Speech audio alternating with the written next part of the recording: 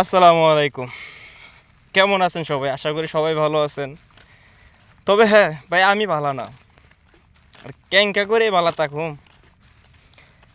আজকে 7-8 দিন হয়ে গেল বাড়িতে কথা বলতে পারি না, মার লগে কথা বলতে পারি না। বাবা আছে, ভাই আছে, আত্মীয় স্বজন আছে, কারোর লগে কোনো যোগাযোগ করতে পারতেছি না।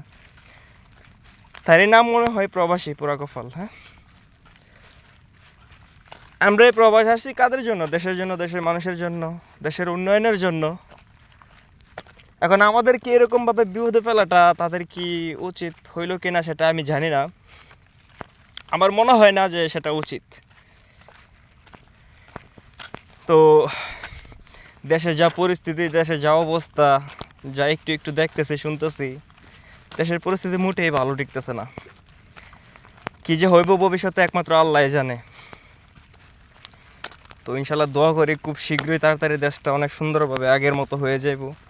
তবে হ্যাঁ, আরেকটা কথা, তার মধ্যে আরেকটা কথা, সেটা হচ্ছে আমাদের যে মাননীয় প্রধানমন্ত্রী আছে, উনি যতদিন পর্যন্ত ওইখানে আছে ততদিন পর্যন্ত বাংলাদেশ আর বাংলাদেশ থাকবে না। এই যে আমাদের পাশে একটা দেশ আছে নাম শ্রীলঙ্কা, তার শ্রীলঙ্কা নামের পাশে কিন্তু একটা নাম আছে যে দেউলিয়া। তো আমাদের শেখ হাসিনা ম্যাডাম, আমাদের বুবুজান, যদি আর কিছুদিন সেই ক্ষমতায় থাকে, আমার মনে হয়, মানে আমি যতটুকু বুঝি বা দেখেছি বা শুনতেছি, আমার মনে হয় না যে দেশটা আর আগামী 2-3 বছরের মধ্যে দেউলিয়া হতে বাকি আছে। এখনও বাকি নেই, কিছু হয়ে গেছে। তারপরে যতটুকু আছে আগামী 2-3 দিনের ভিতরে ক্লিয়ার। আর কোনো মানে আর কিছু বাকি থাকবে না। 2 থেকে 3 বছর সে চেয়ারে থাকে তাহলেই হবে। That's good.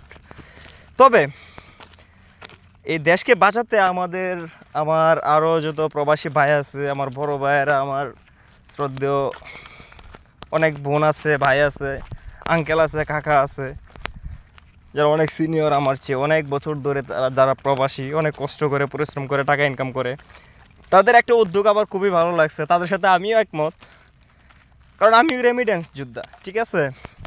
তো তারা যেহেতু বাংলাদেশে টাকা পাঠাচ্ছে না, কারণ বাংলাদেশকে একটু ঠিক করতে চাইতেছে, সেটা তাদের সাথে আমি একমত।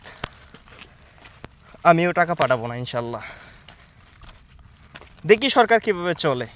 আমরা প্রবাসীরা যদি একজুট হয়ে যদি মাঠে নামি, ইনশাল্লাহ আমাদের জয় হবেই।